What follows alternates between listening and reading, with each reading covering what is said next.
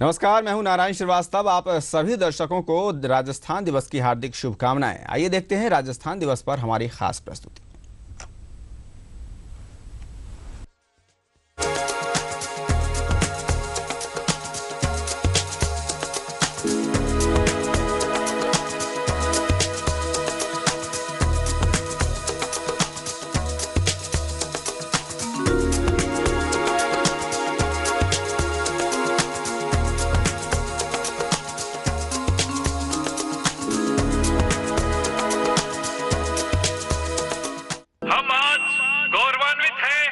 हमारे बीच माणिक्यलाल वर्मा, हीरालाल शास्त्री, गोकुल भाई भट्ट और जयनारायण व्यास जैसी हस्तियां मौजूद हैं। मैं प्रस्तावित करता हूं कि राजस्थान की सारी छोटी बड़ी रियासतों को मिलाकर एक राज्य राजस्थान बनना चाहिए। राजस्थान दिवस पर ईटीवी के इस विशेष प्रोग्राम में आप सबका स्वागत है। आज पूरा प्रदेश अपना स्थापना दिवस मना रहा है, जगह जगह समारोह हो रहे, पर ऐसे में एक सवाल मन में उठता है कि आखिर राजस्थान नाम आया कहां से? असल में कर्नल टॉड ने सबसे पहले राजस्थान शब्द का इस्तेमाल किया। उन्होंने ही रियासतों और राजपूत राजाओं के इतिहास पर पहली किताब लिखी और उस किताब को नाम दिया the history of Rajasthan. Rajasthan नाम इसलिए पड़ा कि पहले ये राजपूताना इसलिए कहलाता था कि राजपूत लोग यहाँ शासन करते थे। बाद में क्योंकि जनता का राज हो गया और स्वतंत्रता मिल गई, तो फिर निश्चित रूप से राजपूताना एक खास जाति का द्योतक था। तो इसलिए फिर सब लोगों ने मिलकर के, जो कांग्रेस के लोग थे विशेष रूप से, उन लोगों ने जो जिनके पास हुकूमत आई, उन्होंने इसको राजस्थान का नाम दिया। रियासतें एकीकृत हुई सरदार पटेल के प्रयासों से, तो इन्होंने पहला नाम अपने आप को दिया, सब राजाओं ने मिलकर, यूनाइटेड स्टेट ऑफ राजस्थान। इसके पहले इतिहास में मुगल दरबार में इस इलाके को पूरे को राजपूताना के नाम से, संक्षिप्त नाम से राजपूताना के नाम से लिखावट मिलती है। इतिहास में भी राजपूताना ही उल्लेख किया गया, क्योंकि राजपूताना जैसा स्टेट नाम की कोई चीज़ नहीं थी। ये राजपूतों के राज्य थे, इसलिए उन्होंने उस तरीके से, जो उस जमाने में उच्चारण की बात थी, तो इस पूरे टेरिटरी को राजपूताना कहते थे। लेकिन जब ये मर्जर हुआ है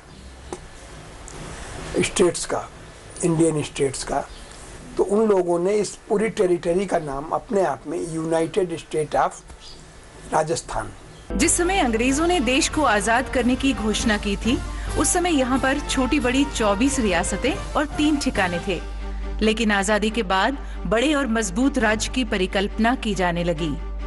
उस समय अलग रियासतों में प्रजामंडल और अन्य नामों के संगठन काम कर रहे थे और राजतंत्र के खिलाफ लोकतंत्र की मशाल जलाए हुए थे। इस सपने की ओर कदम बढ़ाने के लिए भरतपुर में प्रजामंडलों का राज्य स्तरीय सम्मेलन बुलाया गया। प्रजामंडल तो पहले थे ही, यही प्रजामंडल बाद में कांग्रेस में शामिल हो गए, क्योंकि कांग्रेस भी, प्रजामंडल जो था वो कांग्रेस के ही फुटपाथ के ऊपर थी और इन्हीं के गाइडेंस में चलती थी। जो पूरा दिल्ली में जमाव था वो था कांग्रेस का, और उनकी ये शाखाएं टाइप थी राज्यों में, जो प्रजामंडल कहलाती थी। कोई प्रजामंडल कहते थे, कहीं जो दूसरे और नाम देते थे, मगर कांग्रेस जो थी वो दिल्ली में ख़ास तौर से जमी हुई थी, और लखनऊ वगैरह में, यूपी वगैरह में कांग्रेस का ज़्यादा जोर रहा। राजस्थान में ऐसा था कि पहले 4 बड़े नेता थे राजस्थान में। सबसे बड़े नेता थे गोकुल भाई, जो सबसे बाद में ही करीब करीब मरे हैं। तो गोकुल भाई भट्ट थे, फिर दूसरे नंबर के ऊपर माणिकलाल जी वर्मा थे, तीसरे नंबर पर जय नारायण व्यास और हीरालाल शास्त्री चौथे नंबर पर। इस तरह से ये 4 बड़े नेता थे। लेकिन हीरालाल शास्त्री इसलिए बड़े कहलाते थे कि उनकी अपनी बनस्थली विद्यापीठ दुनिया में मशहूर थी, तो इसलिए हीरालाल शास्त्री का नाम बड़ा था इनसे। और ये प्रजामंडल के शुरुआत करने वालों में से भी थे और फिर चलाने वालों में भी इनका प्रमुख नाम था। प्रजामंडल जय नारायण व्यास जोधपुर में चलाते थे, गोकुल भाई भट्ट सिरोही में चलाते थे, माणिकलाल वर्मा उदयपुर में चलाते थे और थोड़ा बहुत कोटा का नाम भी था।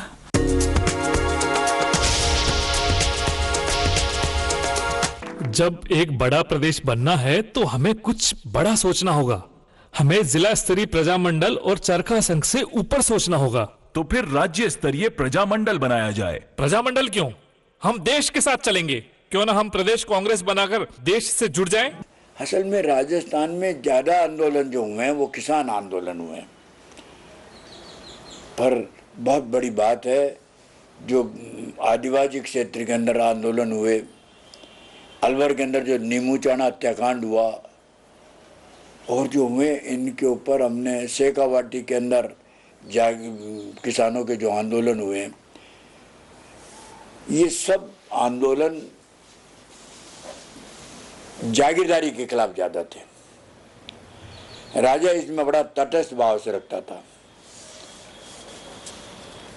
पर जब 1946 के बाद जब अंग्रेजों ने जाना तय किया तो इनके सामने पर एक सबसे बड़ी बात यह है कि 1946 की संविधान सभा ने राजाओं और रियासतों के लिए जो सीटें निर्धारित की थी उसमें जयपुर, जोधपुर, बीकानेर इन्होंने अपने प्रतिनिधि संविधान सभा में भेज दिए थे।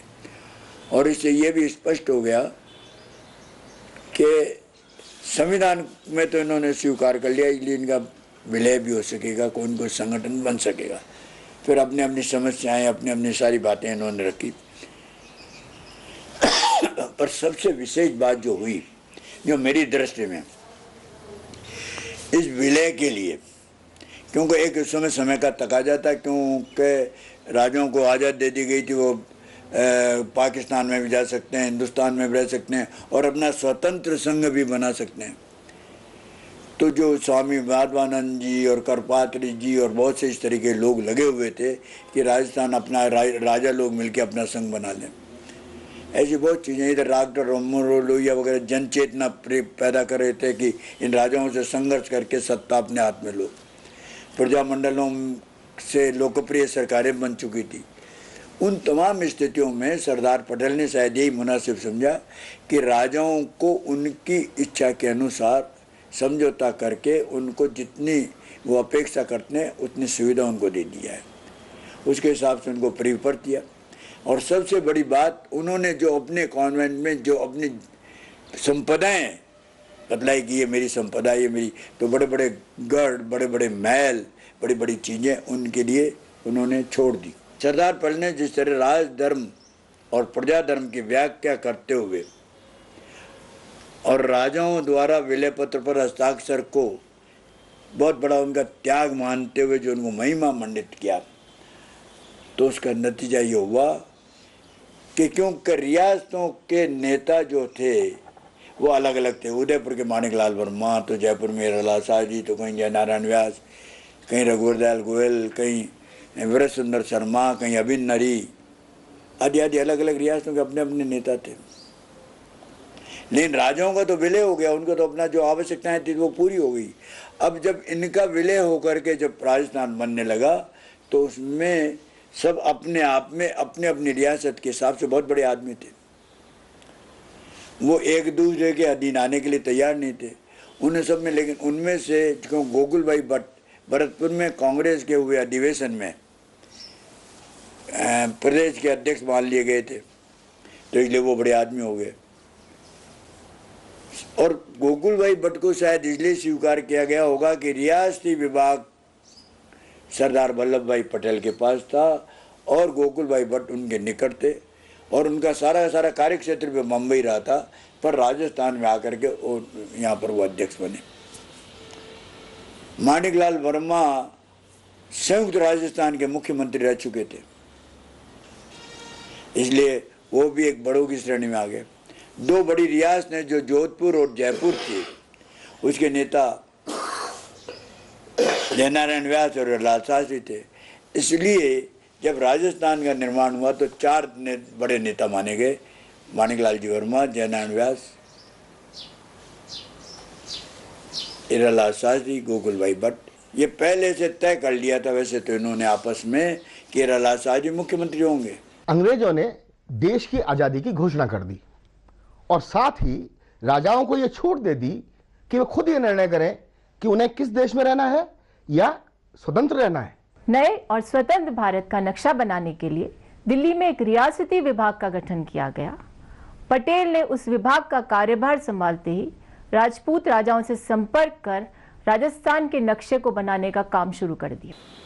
जो जुलाई 1948 में सरदार वल्लभ भाई पटेल ने रियासती विभाग का कार्यभार संभाला, तब से उन्होंने विविध जगहों की जितने भी रियासतें थी उनको उनका विलय कराना, उनको संगठित करना, एक अलग अलग प्रदेश बनाने की कार्रवाई शुरू कर दी थी। सबसे पहले उन्होंने छोटी रियासतों पर अपना ध्यान केंद्रित किया। वह क्या कि ब्रिटेन जब यहाँ से अपनी सत्ता छोड़ के जा रहा था तो उस कैबिनेट मिशन ने राजाओं को पूर्ण अधिकार दे दिया था कि अब आप हमारी ओर से स्वतंत्र हैं। उसके साथ उन्होंने सुरक्षा की गारंटी भी विड्रा कर ली थी और जब सुरक्षा की गारंटी विड्रा कर ली ब्रिटेन ने तो राजाओं में एक तहलका मचा, एक घबराहट हुई कि आगे क्या होगा।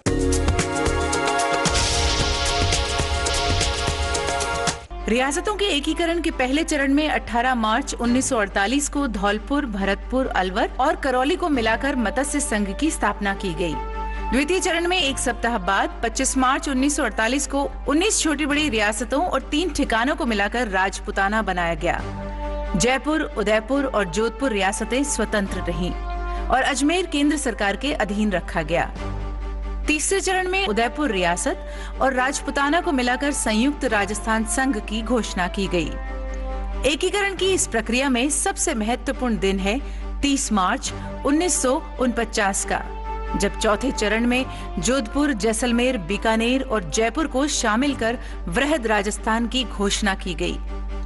एकीकरण के 5वें चरण में 15 मई 1949 को मत्स्य संघ को राजस्थान में मिला दिया गया और छठे चरण में 26 जनवरी 1950 को सिरोही के विलय की घोषणा कर दी गई। राजस्थान के एकीकरण की प्रक्रिया का समापन 1 नवंबर 1956 को अजमेर और माउंट आबू के साथ हुआ।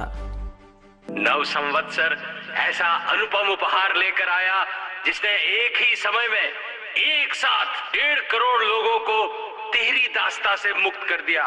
राजपूताना में आज नया साल है, आज के दिन संवत बदलता है, अतः राजपूताना का नया अध्याय आरंभ होता है। यहाँ राजस्थान के निर्माण के महत्व को हमें पूरी तरह से समझ लेना चाहिए। सवाल यह उठता है कि आखिर 30 मार्च को राजस्थान दिवस के रूप में क्यों चुना गया? 1 नवंबर या कोई अन्य तारीख क्यों नहीं चुनी गई?